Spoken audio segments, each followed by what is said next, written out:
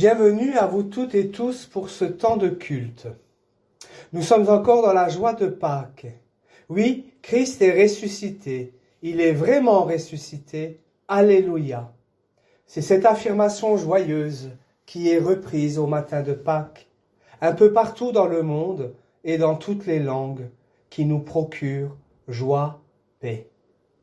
C'est dans cette paix qui est donnée par le ressuscité, et nous le verrons à plusieurs reprises dans le texte biblique de ce jour, et qui se trouve dans l'Évangile selon Jean, au chapitre 20, les versets 19 à 29.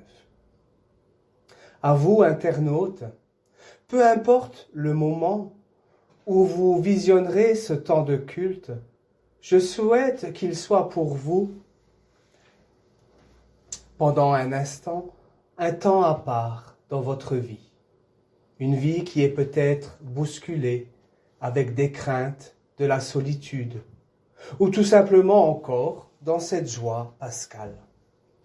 Alors, comme le ressuscité l'a fait lorsqu'il est apparu à ses disciples, en cette heure, que la paix et la grâce soient avec vous toutes et tous. Amen. Louons ensemble l'Éternel Dieu.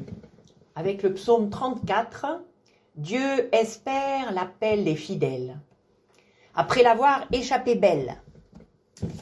L'adaptation de ce psaume est due au pasteur Christian Vez. C'est un psaume écrit en suivant les lettres de l'alphabet hébreu et c'est une tentative qu'il a faite de réécriture en rime. Vous allez l'entendre. Sans cesse ma vie te remerciera et ma bouche te chantera. Je suis vraiment fière de mon Dieu. Je veux le dire aux jeunes et aux vieux. Dites avec moi comme il est grand. Agrandissons sa gloire en le chantant. J'étais angoissée, meurtrie, perdue. J'ai crié, voici qu'il m'a répondu. Ceux qui le regardent sont transformés, leurs visages ne sont plus fermés. Un pauvre bougre l'a appelé à l'aide. Il l'a entendu et trouvé un remède. Il envoie son ange gardien protéger et sauver les siens. Goûtez, voyez comme il est bon, notre Dieu, lui qui n'est que don. Frémissez-en de bonheur, plus jamais vous n'aurez peur. Pas besoin d'être nanti, puisque sa présence suffit.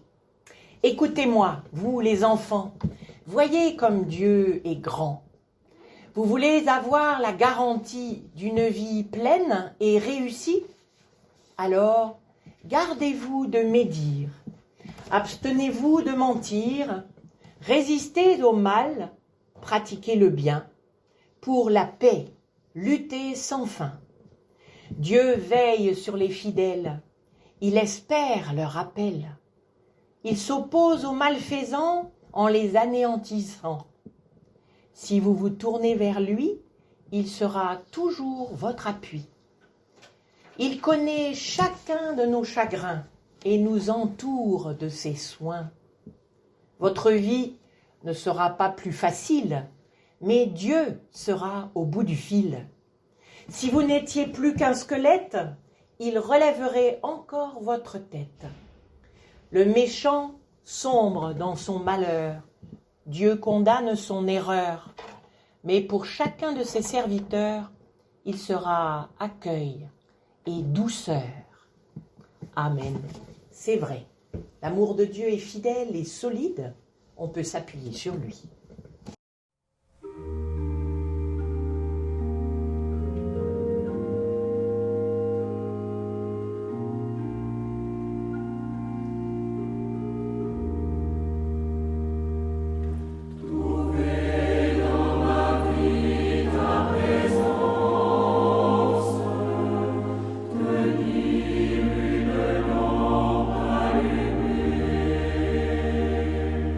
Choisis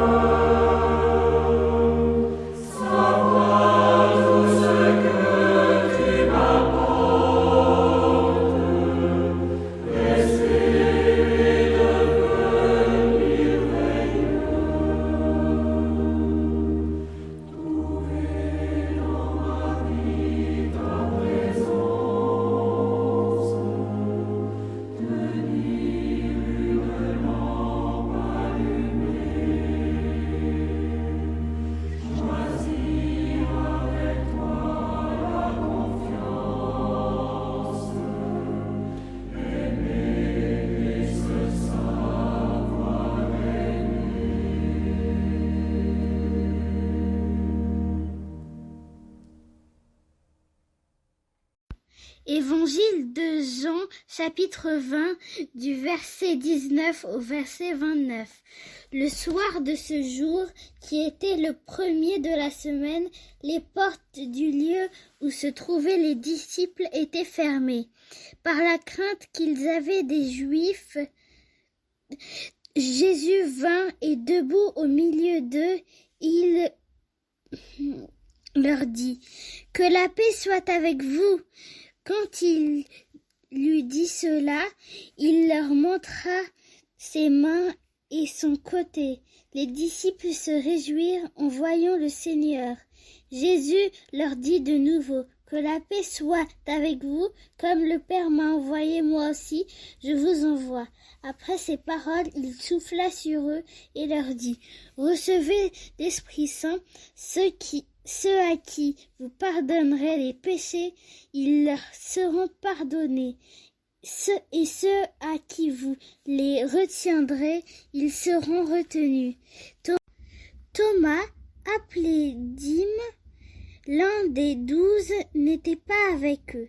Lorsque Jésus vint, les autres disciples lui dirent donc, « Nous avons vu le Seigneur. » Mais il leur dit, « Si je ne vois pas dans ses mains la marque des clous, si je ne mets pas mon doigt à la place des clous, et si je ne mets ma main dans son côté, je ne croirai point. » 8 jours après, les disciples de Jésus étaient de nouveau dans la maison, et Thomas avec eux.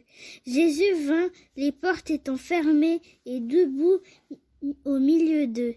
Il leur dit, « Que la paix soit avec vous. » Puis il dit à Thomas, « Avance ici ton doigt, regarde mes mains, avance aussi ta main, et mets-la dans mon côté. Et ne sois pas incrédule, mais crois. » Thomas lui répondit, « Mon Seigneur et mon Dieu. » Jésus lui dit, « Parce que tu m'as vu, tu as cru. Heureux ceux qui n'ont pas vu et qui ont cru. » Seigneur, ta parole est une lampe à nos pieds, une lumière sur nos sentiers. Est-ce que cette parole qui dit ta résurrection nous relève ce matin par le Christ Jésus? Amen. Chers frères et sœurs, le chapitre 20 de l'évangile de Jean foisonne des belles pistes pour parler de la résurrection. Et dans l'extrait de texte qui nous est proposé pour la méditation d'aujourd'hui, l'évangile de Jean, chapitre 20, les versets 19 à 29, l'évangéliste nous fera plusieurs clins d'œil en y mentionnant des éléments cultuels qui aujourd'hui encore nous parlent. Tout d'abord, à 3 reprises, l'évangéliste fait mention du premier jour de la semaine.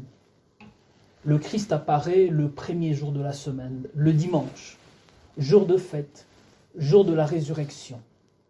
Il apparaît d'abord aux femmes, ensuite, 7 jours après, aux disciples réunis, et enfin, encore 7 jours plus tard, à Thomas, avec les autres disciples réunis. Ainsi, pour les disciples du ressuscité, ce premier jour de la semaine paraît être le premier jour d'un temps nouveau, jour du relèvement, jour de l'éternel commencement, éternel recommencement. Ensuite, comme deuxième indice, deuxième clin d'œil que nous envoie l'évangéliste Jean, c'est la première parole, ou ce sont les premières paroles de Jésus. À ses disciples réunis, il dit « Que la paix soit avec vous ». Drôle de salutation après tout ce qu'on vient de vivre, après tout ce qui vient de se passer. Il est encore tôt pour oublier, encore tôt pour se libérer des atroces images du crucifié. Il est encore tôt pour jouer le malin ou les malins face aux détracteurs de Jésus. Détracteurs pour qui l'affaire Jésus n'est pas encore bouclée. Les disciples sont encore tétanisés par la crainte l'angoisse des derniers jours.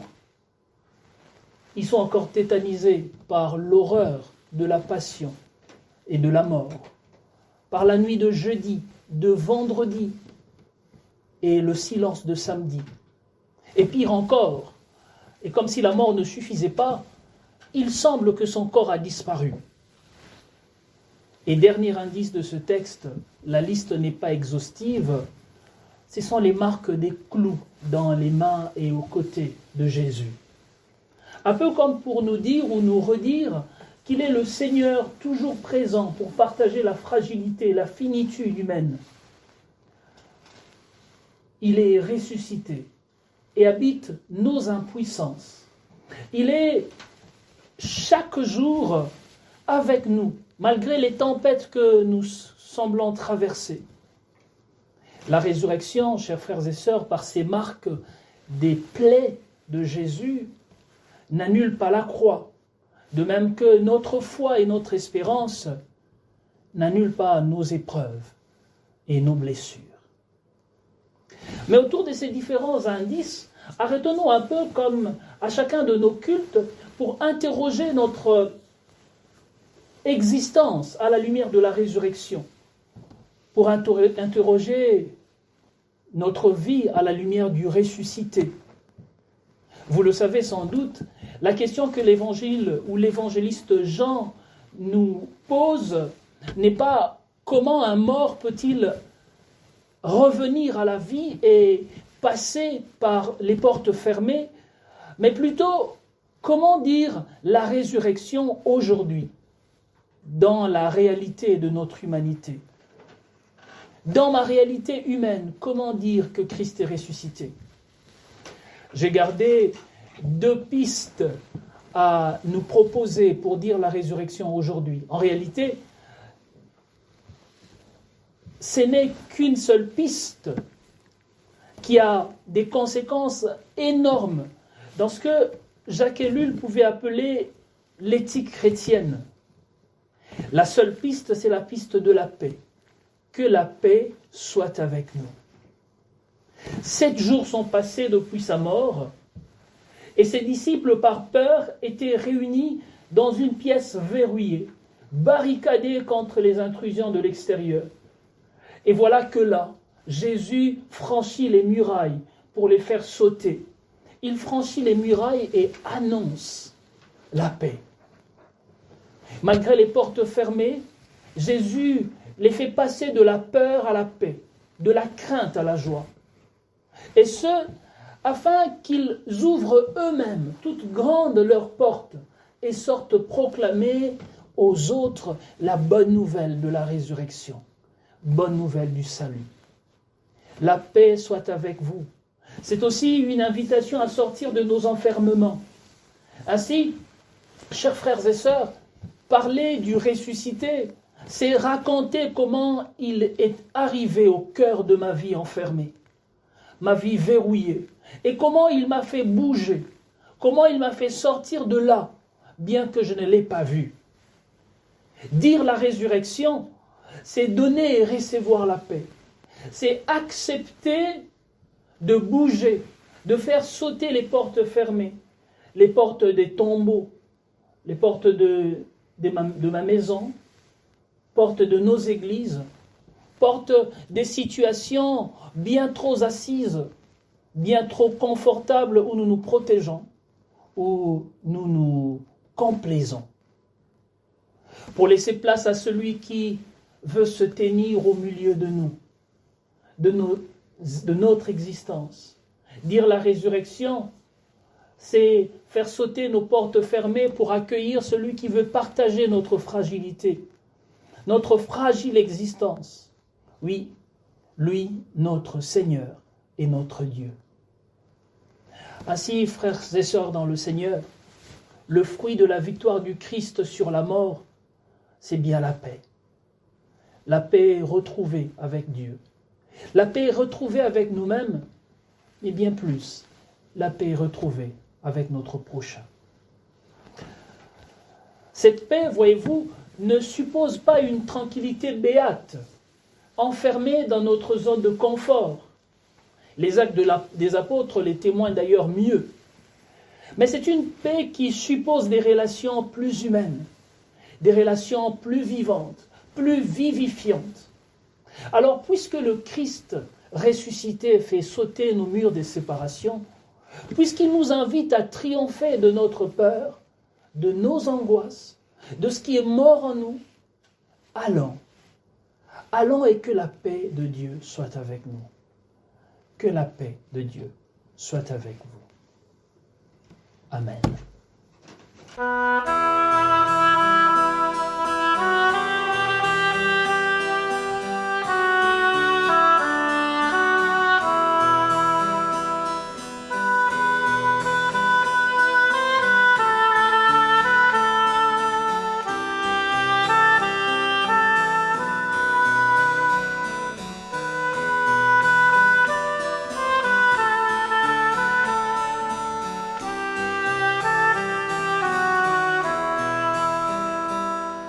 Prions.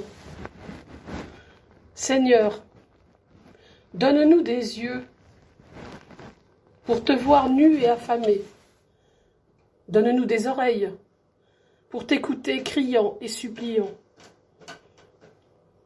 Donne-nous des mains pour te soigner malade ou emprisonné.